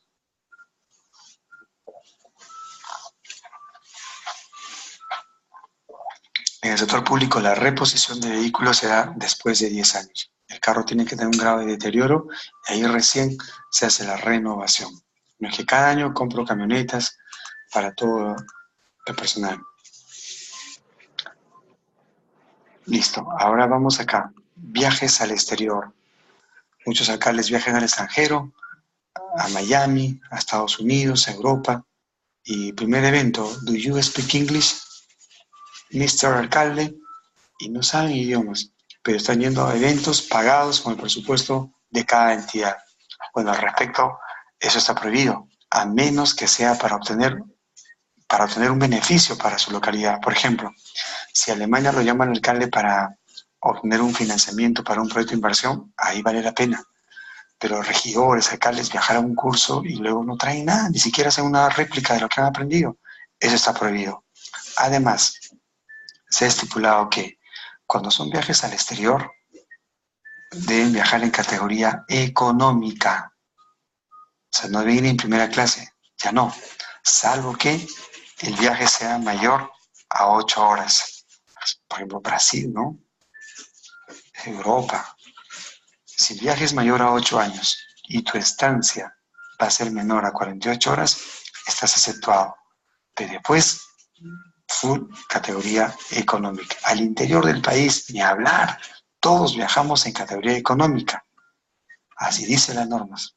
Cuesta menos, obviamente. La siguiente diapositiva es lo que ya les he mencionado, Decreto de Urgencia 038-2006. Las dietas no pueden superar el 30% de lo que percibe el titular de la entidad. Eso, así que, y está prohibido el incremento de dietas, como vimos en antes. Ningún funcionario público, con excepción del presidente de la República, percibirá ingresos mayores a 6 UISP, que también ya lo hemos revisado. En el caso de telefonía móvil, ¿podemos pagar celulares del personal de la institución?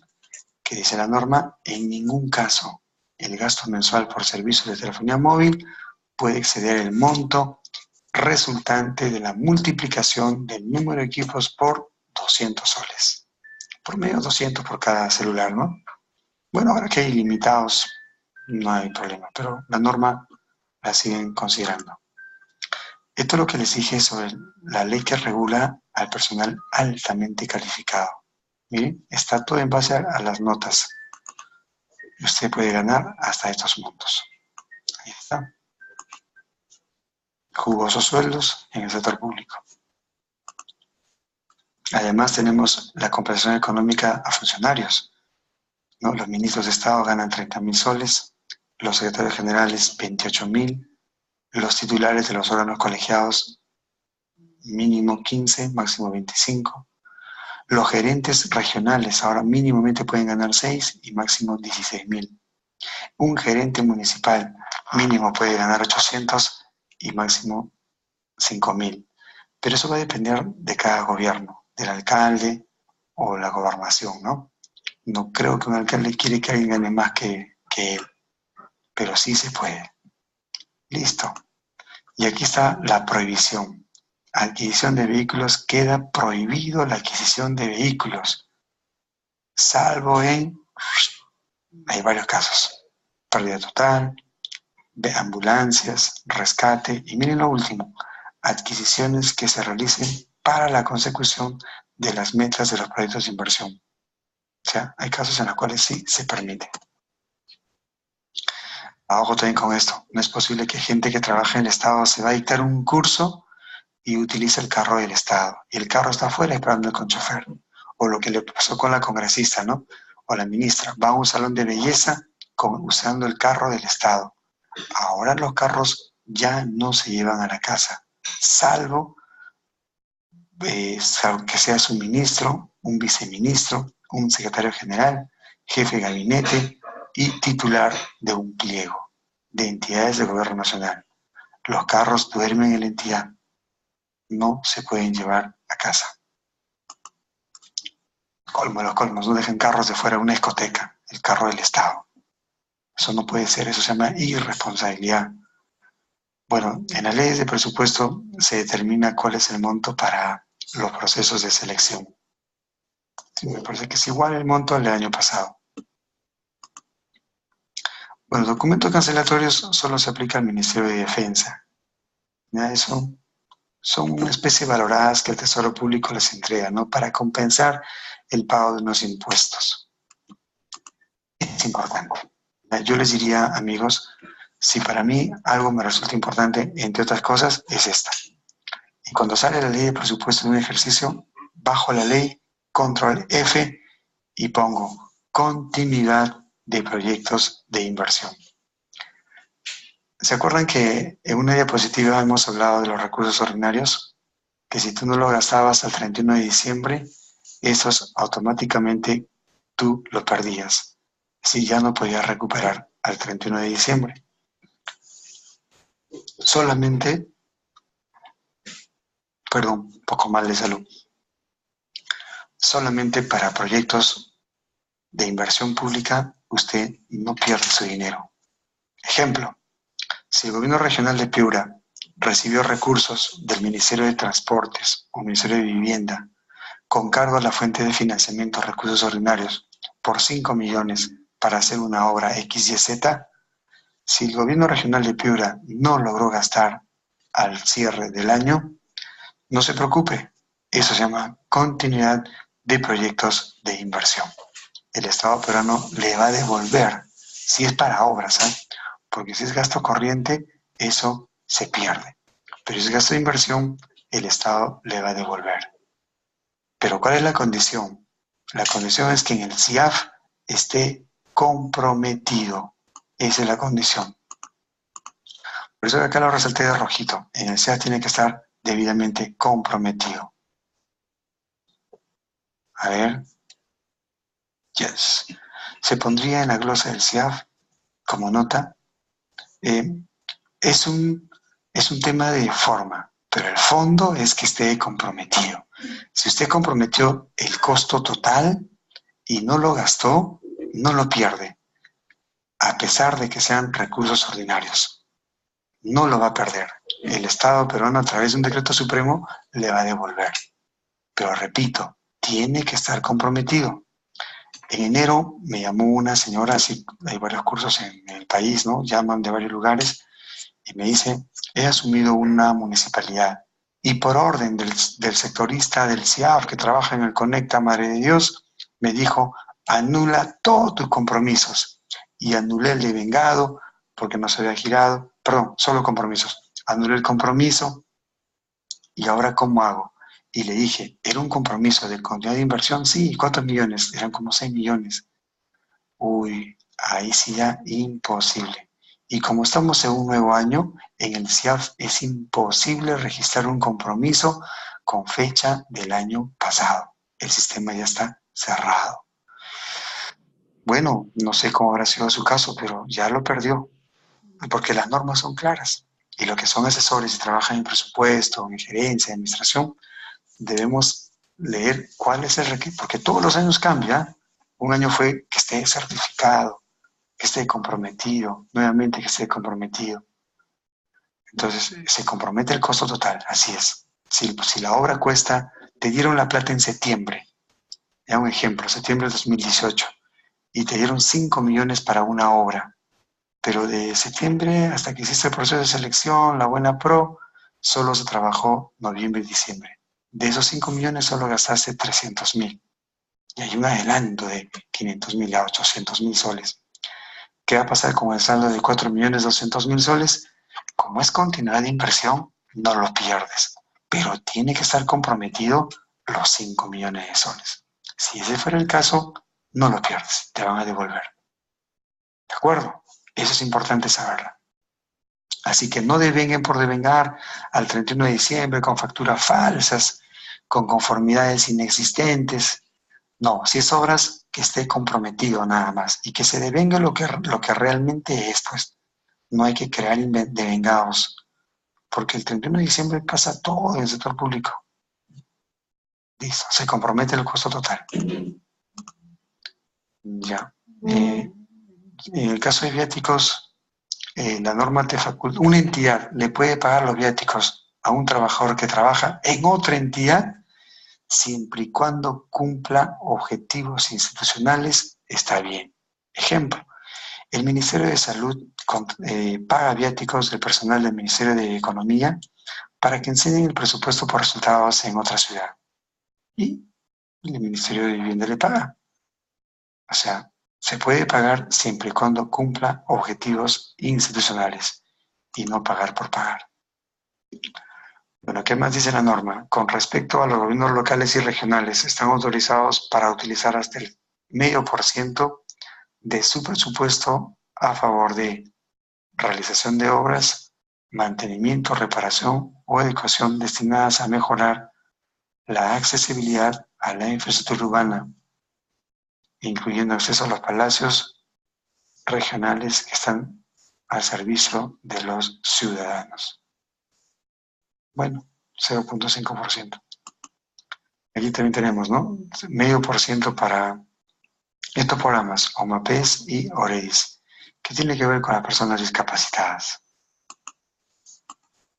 el uso del canon. El canon se destina para obras, pero además la ley ha establecido que puede ser el 20% para mantenimiento de infraestructura.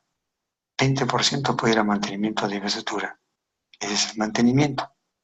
O sea, el canon puede usarlo para mantenimiento, sí, pero solamente mantenimiento de infraestructura.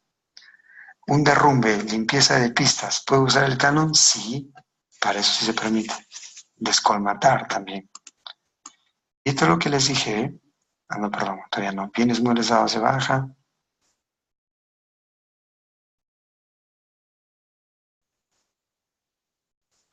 Claro, si tú ya no utilizas bienes, dáselo a otros y en calidad de gratuidad.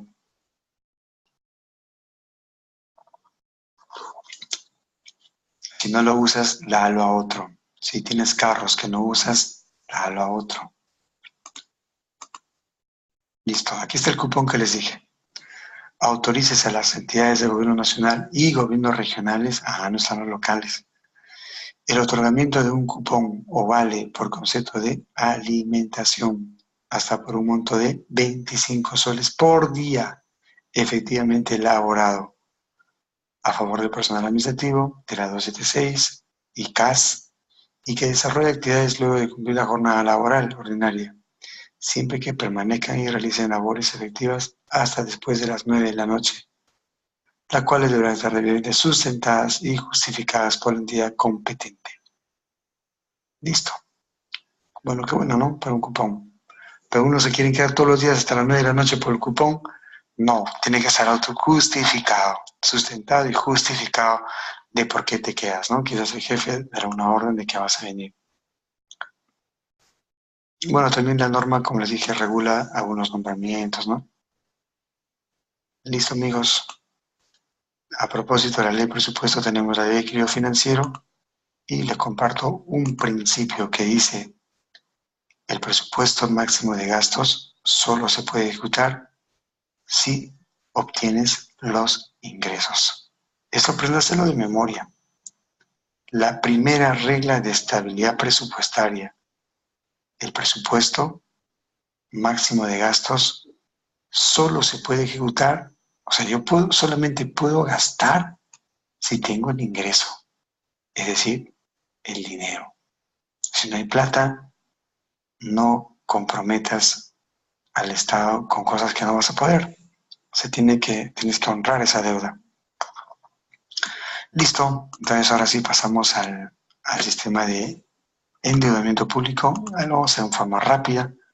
Esta es la base legal, decreto legislativo 1437 del año pasado, septiembre 2018, sobre el tema de la deuda. Cambia algunas cositas también.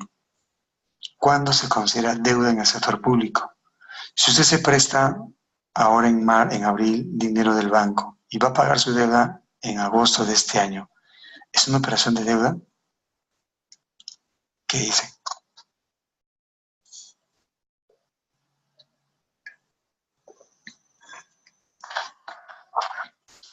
Decía la pregunta, estamos abril, usted se presta dinero del banco y el repago de la deuda se va a realizar hasta el mes de junio o julio, les dije, ya julio. ¿Ya? Nos prestamos dinero del Banco de la Nación a 4 cuotas, mayo, junio, julio y agosto, ya mejor así. Ahora en abril, para pagar en mayo, junio, julio y agosto. Mi consulta es, ¿se considera deuda? ¿Eso constituye deuda? ¿Sí o no? Díganme rapidísimo nada más, ¿sí o no? Parece que no. ¿Qué dice?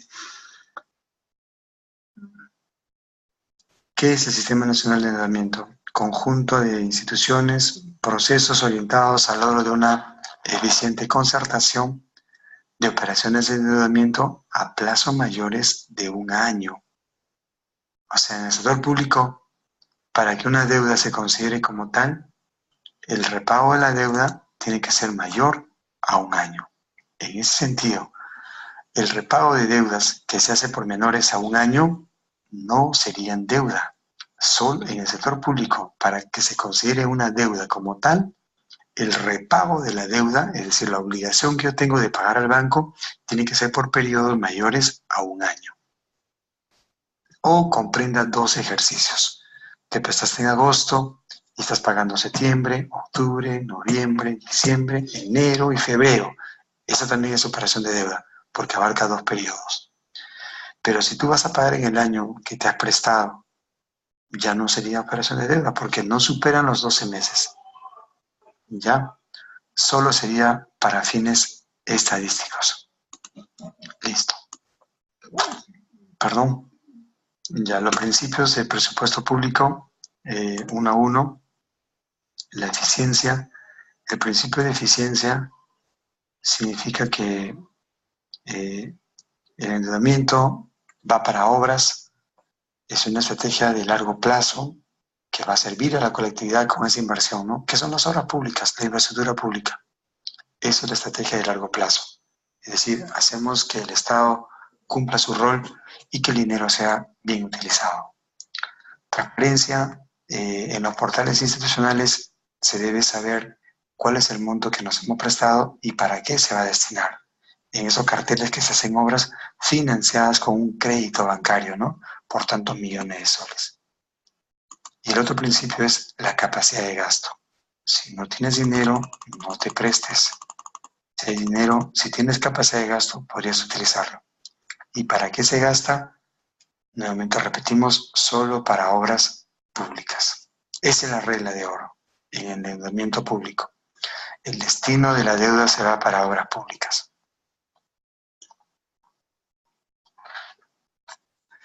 Y acá tenemos esto. ¿Cuáles son las modalidades de endeudamiento? Número 1, los préstamos, los préstamos bancarios, ¿no? 2, la emisión de títulos y valores. Por ejemplo, el Perú. Silvana, si podrías volver a hacer la pregunta o aclarármela. ¿Y cómo se llama? ¿Qué cosa?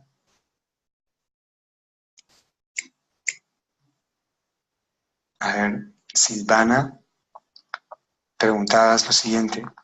¿Y cómo se llama? Yo te pregunto qué cosa, ¿a qué te refieres?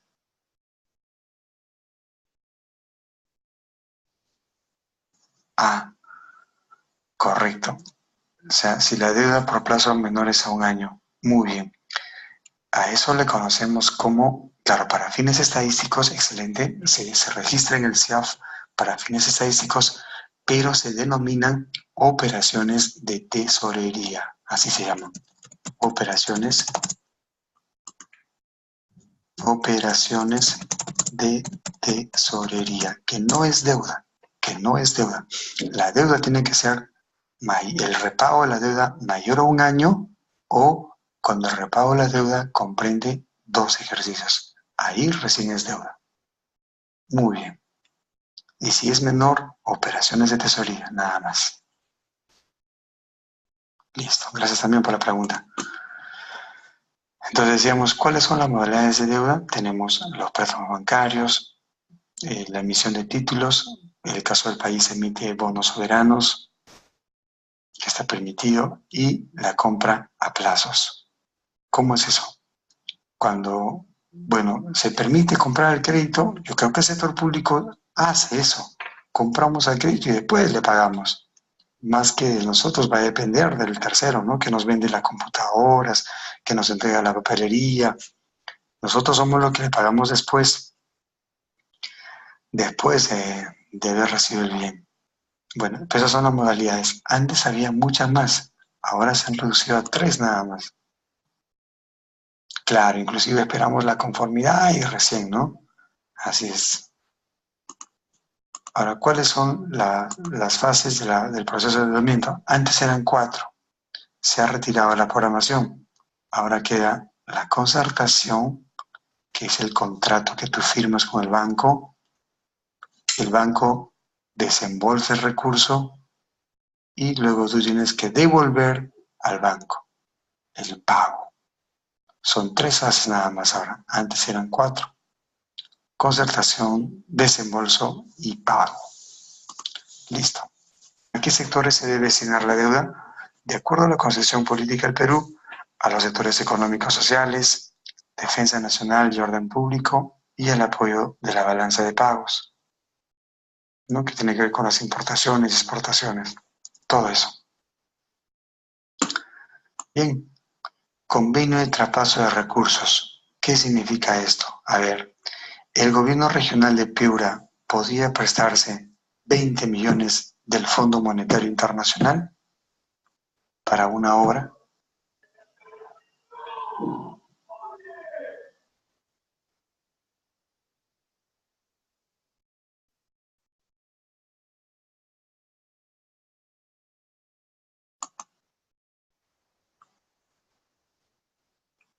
El gobierno regional de Piura podía prestarse dinero del Fondo Monetario Internacional.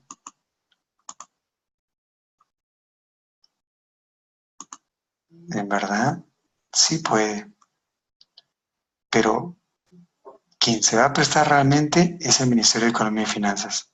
El MEF va, concerta la deuda, y cuando el MEF trae ese dinero, va a firmar un convenio que se llama Convenio de Traspaso de Recursos, en la cual le va a dar ese dinero que el gobierno regional quería prestarse.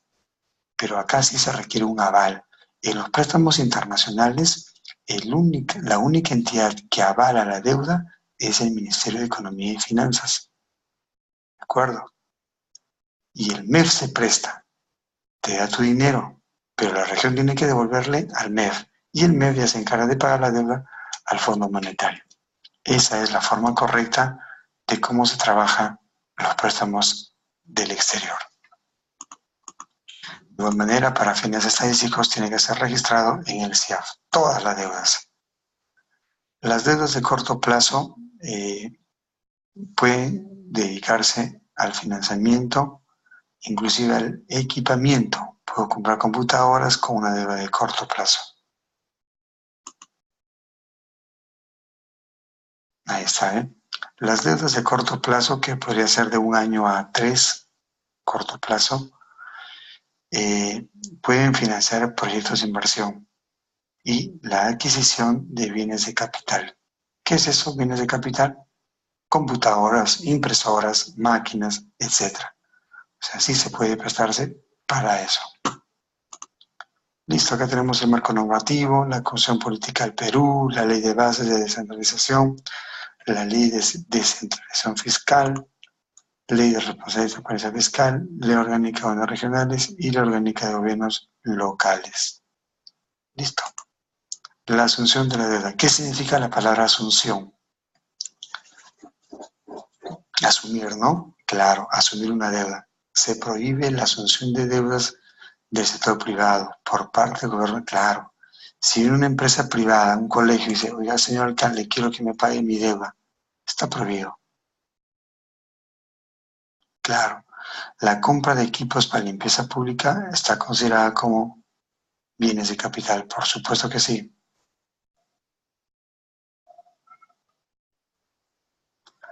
A ver, ¿por qué los gobiernos hacen cola en el MEF, no? Habría que ver por qué hacen la cola. Pidiendo más recursos, algo está mal. Pero sí, la verdad que a muchos alcaldes van a tocar puertas y no siempre les dan el dinero, ¿no? Salvo que esté autorizado. Pero después, yo veo que muchos alcaldes vienen por el tema de la continuidad de inversiones. Pero si lo han revertido, lo han anulado, ya lo complicaron. Pero aún así, el Estado puede darles a través de la reserva secundaria de liquidez. Pero eso va a depender de la dirección de presupuesto público, devolverles su dinero. Bien, amigos, y creo que acá nos quedamos. ¿Con qué pago la deuda? Con el FOCAN, el FONCOR, el CANO, si es un gobierno regional. ¿Qué es el FOCAN? Así como tenemos un fondo de compensación municipal, tenemos el fondo de CAMISEA. ¿Qué es el FONCOR? El fondo de compensación regional. El CANO y sobrecano y todo eso. Con todas estas fuentes se puede pagar la deuda. Listo. Ahí hay diapositivas, ustedes pueden revisar a todas. ¿Ya? Hay endeudamiento interno y endeudamiento externo. Por acá hay una pregunta, ¿no? ¿Cuál es la diferencia entre bonos del Tesoro Público y letras del Tesoro Público? Básicamente la diferencia está en el tiempo. Cuando el Estado peruano vende bonos que son mayores a un año, le decimos bonos. Pero si el Tesoro Público saca documentos que van a ser cancelados en 6 meses, le decimos letras del Tesoro Público. Esa es la única diferencia entre bonos y letras. Ambos son documentos valorados. Bien, amigos, yo les agradezco por su atención. Tengo que hacer un viaje urgente y entonces nos quedamos acá. Hemos hablado de la deuda también. Revisen los materiales, cualquier consulta, tienen ahí el correo, mi número de celular les voy a dejar solo para consultas, exacto, pero me llaman, por favor, mañana voy a hacer un evento en la ciudad del Cusco, estoy volando ahorita, y el lunes me pueden llamar en horas de descanso, ¿no? Porque así como ustedes también tengo un horario de trabajo, me debo al Estado, soy funcionario del Estado, y como a las 12, 5 de la tarde, ahí podría ser. Listo, jóvenes, el celular 99750-3809. Ahí les dejo el celular para sus consultas. De preferencia en temas de presupuesto, CIAF, tesorería, deuda y contabilidad. Pues yo de carrera soy de contador y soy jefe de contabilidad en mi trabajo y presupuesto. Pero sí, no soy muy metido en el tema propio de obras públicas. Conozco la liquidación financiera de obras, sí. Contrataciones del Estado no es mi tema. Recursos humanos lo veo más o menos por cultura, pero así mi fuerte son presupuesto, contabilidad, tesorería, deuda, CIAF. ¿Ya? Ese es mi fuerte. Además liquidación financiera de proyectos, sí, también veo esos temas.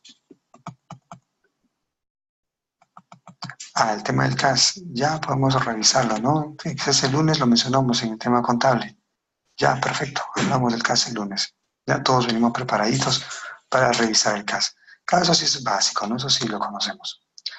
Listo, jóvenes. Buenas noches a todos, un abrazo a todos y Dios mediante nos vemos el día lunes. No sé si es contabilidad o tesorería, ¿qué nos toca el lunes? Gracias, gracias Cristina, Silvana, Luis. ¿El lunes qué nos toca, tesorería o contabilidad?